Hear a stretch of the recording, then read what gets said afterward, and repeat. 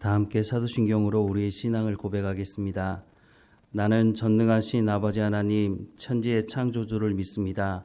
나는 그의 유일하신 아들 우리 주 예수 그리스도를 믿습니다.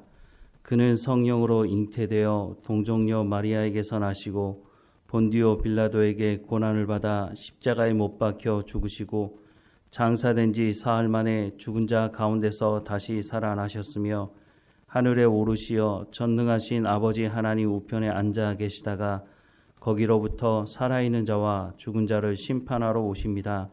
나는 성령을 믿으며 거룩한 공교회와 성도의 교제와 죄를 용서받는 것과 몸의 부활과 영생을 믿습니다. 아멘. 찬송가 405장 함께 찬양하겠습니다.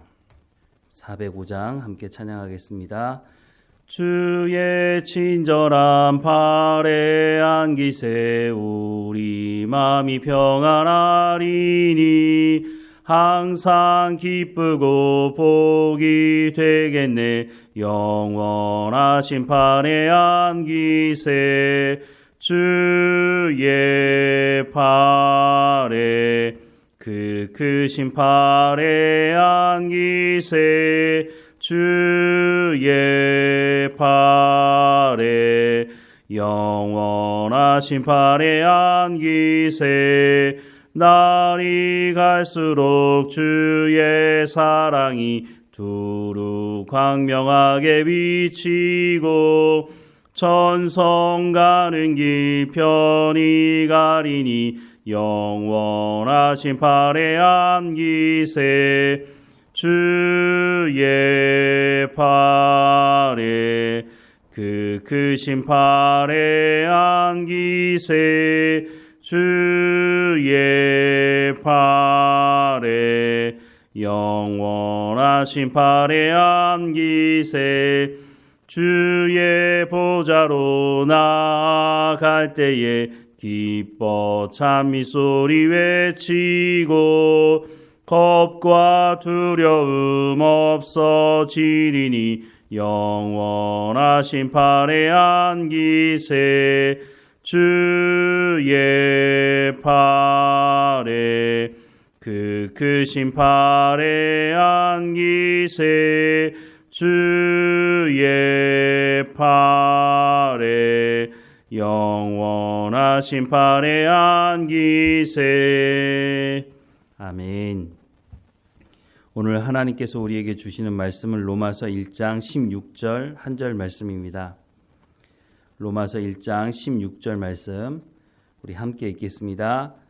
내가 복음을 부끄러워하지 아니하노니 이 복음은 모든 믿는 자에게 구원을 주시는 하나님의 능력이 됨이라. 먼저는 유대인에게요 그리고 헬라인에게로다. 아멘.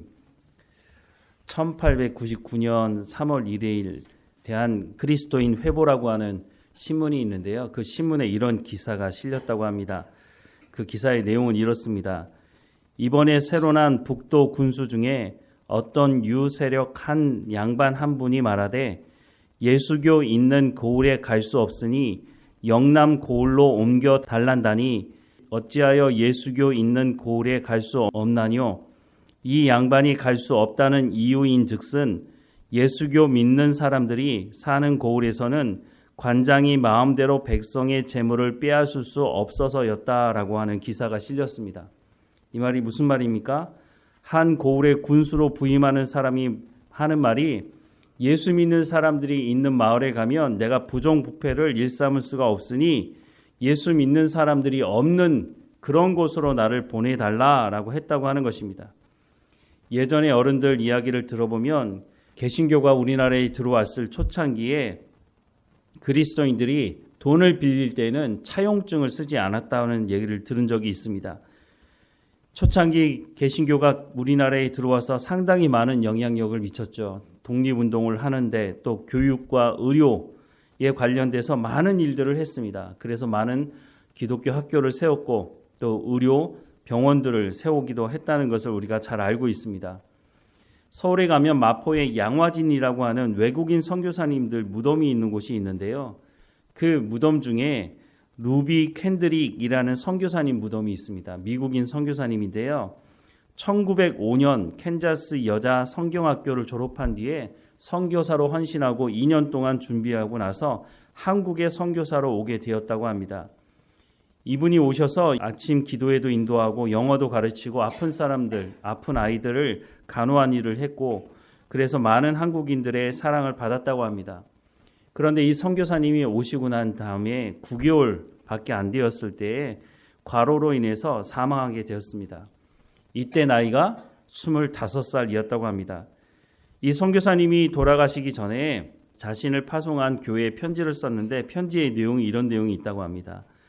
한국에서의 나의 사역이 너무 짧게 끝나면 나는 보다 많은 조국의 젊은이들이 이곳에 와 달라고 부탁하고 싶다.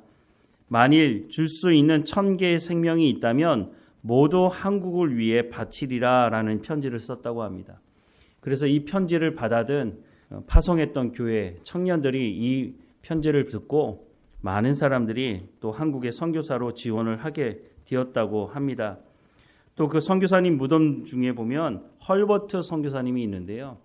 이 헐버트 선교사님 그 비문에 보면 이런 글이 적혀 있습니다. 나는 웨스터민스터 사원보다 한국에 묻히고 싶다라고 하는 비문에 그렇게 적혀 있고 이분은 한국에 묻혀 있습니다. 한국에 오신 선교사님들 그때 당시만 하더라도 한국은 소망이 없는 나라였습니다. 정치적으로나 사회적으로나 경제적으로나 대단히 혼란스러운 시대였죠. 그리고 그 시대를 조금 지나서 일제강점기도 있었고 그러니 더 이상 한국은 소망이 없다고 볼 수도 있었겠죠. 그런데 이것은 세상적인 관점이었고 하나님의 눈으로 한국을 봤던 이 선교사님들은 한국에 소망이 있다. 한국에 예수 믿는 사람들을 통해서 하나님께서 일을 이루실 것이다 라는 그 소망을 가지고 자신의 목숨도 아까워하지 않고 이 땅에 살면서 어떤 선교사님 자녀들은 그 당시에 한국에 의료시설이 뭐가 잘 돼 있습니까? 또 전염병도 있다 보니까 어린아이들이 또 먼저 하나님 부르심을 받아서 가기도 한 그런 경험들을 한 선교사님들도 적지가 않습니다. 그럼에도 불구하고 이런 선교사님들이 복음을 부끄러워하지 않고 복음을 담대하게 전한 그 일 때문에 한국교회가 지금 이렇게 서 있는 것 아니겠습니까? 오늘 본문에도 보면 바울이 복음을 전하면서 나는 복음을 부끄러워하지 않는다라고 말씀을 하고 있습니다. 사도 바울이 복음을 전할 때 그 복음을 듣는 사람들이 사도 바울을 환영해 주었느냐? 그러지 않았습니다. 사도 바울이 가는 곳곳마다 사도 바울을 이단의 괴수로 말하고 전염병을 옮기는 자라고 말을 하면서 사도 바울을 돌로 쳐 죽이려고 했고 많은 고난을 당한 사도 바울의 기록을 성경은 말씀해 주고 있는데요. 고린도후서 11장 24절부터 27절 말씀해 보면 유대인들에게 40에 하나 감한 매를 5번 맞았으며 3번 태장으로 맞고 1번 돌에 맞고 3번 파선하고 일주야를 깊은 바다에서 지냈으며 여러 번 여행하면서 강의 위험과 강도의 위험과 동족의 위험과 이방인의 위험과 신의 위험과 광야의 위험과 바다의 위험과 거짓 형제 중에 위험을 당하고 또 수고하며 애쓰고 여러 번 자지 못하고 줄이며 목마르고 여러 번 굶고 춥고 헐벗었노라 라고 말씀을 하고 있습니다. 이 모든 일을 무엇 때문에 당하게 됐습니까? 복음을 전한다는 이유 때문에 이런 일들을 당하게 되었다고 성경은 말씀해 주고 있습니다. 오늘 우리도 노방전도 하다 보면 사람들로부터 욕 먹기도 하고 좀 창피스러운 일을 당할 때가 있습니다. 사도 바울이 당했던 이 일과는 비교할 수 없는 일이지만 어쨌든 우리도 이런 일을 당하면 내가 굳이 이런 말을 들으면서 복음을 전해야 되나? 이런 생각을 할 수가 있는 것이죠. 왜냐하면 복음을 전하는 사람들에게 이렇게 행하는 중요한 이유는 그 사람들이 복음이 무엇인지 경험하지 못했기 때문이라고 하는 것입니다. 또 사탄을 통해서 네가 복음을 받아들이고 예수 믿는 사람이 되면 너 저주받는다. 이런 잘못된 세뇌를 당한 생각 때문에 복음을 무조건 거부하는 것이죠. 복음의 내용을 들어보지도 않고 무조건 예수 믿는 사람들은 나를 잘못된 길로 인도할 거야 라고 하는 잘못된 생각을 가지고 있기 때문에 무조건 복음을 반대하는 것이죠. 예수님 시대에 예수님을 십자가에 못 박으라고 얘기했던 사람들도 동일한 생각을 가지고 있는 것 아니겠습니까? 예수님이 전한 말씀 중에 해로운 말씀이 뭐가 있습니까? 사람이 사람다운 삶을 살아가기 위해서는 이렇게 살아가야 된다고 하는 말씀들을 하지 않았습니까? 또 예수님의 말씀은 없는 말씀을 한 것도 아니었고 이미 구약 성경에 하나님께서 말씀하신 그 말씀에 목적이 뭐고 의도가 무엇인지, 본질적인 의미가 무엇인지를 전했을 뿐인데 무조건 듣기 싫다는 거죠. 하나님의 백성으로 온전히 살아가야 된다는 말씀임에도 불구하고 무조건 듣기 싫다는 거죠. 그러니까 결국엔 예수님을 십자가에 못 박아 죽인 것 아니겠습니까? 그런데 그 십자가 위에서 예수님 뭐라고 말씀하셨느냐 하면 누가복음 23장 34절 말씀에 이에 예수께서 이르시되 아버지 저들을 사하여 주옵소서 자기들이 하는 것을 알지 못함이니이다 하시더라. 그들이 그의 옷을 나눠 제비 뽑을세라고 말씀을 하고 있습니다. 예수님 뭐라고 말씀하셨다고요?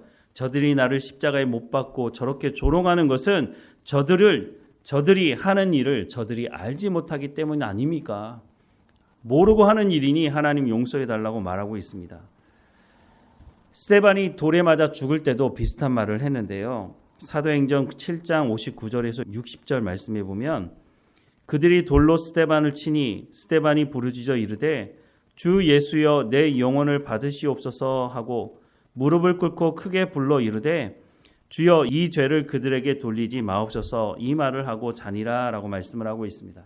그런데 그때 스데반이 돌에 맞아 죽을 때에 그것을 증인 섰던 사람이 누구였습니까?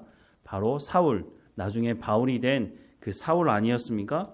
그 모습을 목격했던 이 사울이 바울이 되면서 예수님을 만나고 난 이후에는 완전히 삶이 바뀌게 되죠. 왜냐?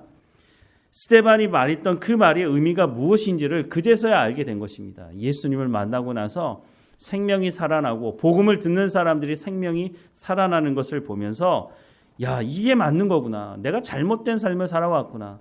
내가 잘못 믿어왔구나. 라고 하는 것을 알게 된 것이죠. 그래서 사도 바울은 오늘 본문 16절 말씀을 다시 보면 내가 복음을 부끄러워하지 아니하노니 이 복음은 모든 믿는 자에게 구원을 주시는 하나님의 능력이 됨이라 라고 말하고 있습니다. 이 말씀은 유대인에게 뿐만 아니라 헬라인, 그러니까 전 세계 모든 사람들에게 해당이 되는 것이다 라고 하는 것을 말씀해 주고 있는 것이죠. 바울이 이것을 먼저 경험하고 나니 내가 복음을 부끄러워할 수가 없다는 것입니다. 내가 복음을 전하다가 당한 이런 많은 일들이 있지만 그 일 때문에 내가 복음을 부끄러워하지 않고 그러니 내가 복음을 담대하게 전하는 것이다. 구원을 경험한 사람들은 다 이것을 알지만 이것을 알지 못하는 사람들은 예수님을 십자가에 못 박아 죽인 사람들도 또 스데반을 돌로 쳐 죽인 사람들도 이것을 모르니 당연히 저 사람들은 죽어도 돼 이렇게 생각을 했다는 거죠. 그런데 분명한 게 뭐라고요? 이 복음은 모든 믿는 자에게 구원을 주시는 하나님의 능력이 된다고 말씀하고 있습니다. 복음을 알지 못할 때는 복음을 전하는 사람들을 향해서 모욕하고 핍박하지만 복음이 무엇인지 알게 되면 그럴 수 없다는 거죠. 내가 살아날 수 있는 유일한 길은 예수 그리스도를 믿음으로 말미암아 내 죄사함을 받고 하나님과 친밀한 관계를 맺는 것이라고 하는 것을 알게 되는 그 순간이 오면 그렇게 할 수가 없는 상태가 된다는 것이죠. 그러니 먼저 우리가 복음을 경험한 사람들로서 하나님의 말씀을 전하는 일에 쉼 없이 또 바울이 복음을 부끄러워하지 않는다고 말한 것처럼 우리도 똑같이 복음을 증거할 때 담대하게 전해야 하는 것입니다. 복음을 전할 때 복음을 박해하고 반대하는 사람들을 만났을 때 우리도 동일한 생각을 할 수가 있는 것이죠. 아, 저 사람들이 이걸 몰라서 그렇구나. 그러면 내가 알 수 있도록 내 말로 내 삶을 통해서 복음의 삶이 무엇인지를 증거하면 되겠구나라는 생각을 할 수가 있는 것이죠. 바울이 그렇게 살았고 예수님이 그렇게 살았습니다. 예수님을 십자가에 못 박아 죽인 그 사람들이 회개하고 돌이키지 않았습니까? 바울을 그렇게 박해했던 사람들이 주께로 돌이키는 일도 성경은 말씀하고 있는 것입니다. 우리의 삶을 통해서 하나님께서 복음의 능력이 무엇인지를 증거하기 원하신다는 겁니다. 그러니 우리가 성경을 제대로 알아야 되고 하나님의 말씀을 따라 순종하는 삶을 살아가야 하는 것입니다. 그러면 성령께서 우리를 통해 역사하실 것입니다. 하나님께서 우리를 통해서 열매 맺게 하시고 하나님의 구원의 능력이 무엇인지를 우리를 통해서 드러내기 원하신다고 말씀해 주고 있다는 것입니다. 우리 가운데 복음을 전할 때 부끄러워하는 마음이 있습니까? 그렇다면 우리가 하나님의 말씀 가운데 더 깊이 나가야 하는 것입니다. 하나님께서 우리를 통해서 하나님의 놀라운 구원의 능력을 보여주실 것입니다. 다 함께 기도하겠습니다. 사랑하는 하나님, 바울 사도가 고백한 것처럼 내가 복음을 부끄러워하지 않고 이 복음은 모든 믿는 자에게 구원을 주시는 하나님의 능력이라고 말한 것처럼 우리의 입술 가운데도 이 고백이 있게 하시고 우리가 삶을 살아가는 삶의 현장에서 우리가 복음에 합당한 삶을 통해서 하나님의 능력이 무엇인지를 증거하는 우리의 삶이 될 수 있도록 오늘도 우리 가운데 성령의 충만함으로 하나님께서 채워주시고 우리의 입술 가운데 하나님 말씀을 붙여주시며 우리의 삶의 현장에서 성령의 열매가 맺어갈 수 있도록 은혜를 허락해 주옵소서. 우리의 삶을 통해서 하나님의 구원의 능력이 무엇인지가 증거될 수 있도록 하나님 인도해 주옵소서. 어느 곳에 있든지 깨어있게 하시고 우리 가운데 맡겨진 모든 일들을 충성스럽게 잘 감당하는 우리의 삶이 될 수 있도록 은혜를 베풀어 주옵소서. 하나님, 오늘 우리 가운데 맡겨진 모든 일 잘 감당할 수 있도록 우리 가운데 건강함도 지혜와 명철과 총명도 허락해 주옵소서. 우리의 자녀들 어느 곳에 있든지 하나님 지켜주시고 하나님 우리 가운데 베풀어 주신 그 놀라운 은혜가 우리의 자녀들에게도 하나님 임하게 하시고 하나님이 어떤 분이신지를 깨달아 알게 하시고 이 복음의 능력을 경험하며 살아가는 우리의 자녀들 될 수 있도록 하나님 인도해 주옵소서. 늘 우리와 함께 하시는 하나님 감사하고 예수님의 이름으로 기도드립니다. 아멘. 하늘에 계신 우리 아버지, 아버지의 이름을 거룩하게 하시며 아버지의 나라가 오게 하시며 아버지의 뜻이 하늘에서와 같이 땅에서도 이루어지게 하소서.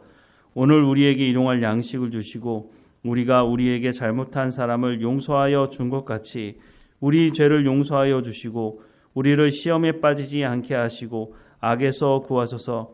나라와 권능과 영광이 영원히 아버지의 것입니다. 아멘.